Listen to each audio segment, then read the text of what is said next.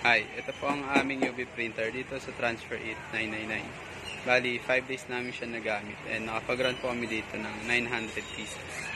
Nandito po ang aming printer head area. Nandito naman po ang aming wiper at ang aming capping. Ang capping po namin ay merong 50% condition. Ganito naman po ang tamang pag-head clean. Ganito naman po ang tamang pag-nozzle check. Ito naman po ang aming test print. Nandito naman po ang aming ink tank system. Ayos naman po. And nandito naman po ang stock namin at unused na mga inks. Bali, kulang po kami ngayon ng isang cyan, magenta, yellow, and black.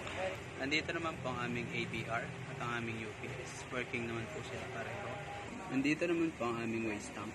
Ang last disposal po nito ay kahapon. Nandito naman po ang aming daily checklist. Updated naman po. Sa ink naman po ay nakagamit kami ng 1 bottle ng magenta this week. Ito naman po ang aming production lab. Yun lang po. Thank you.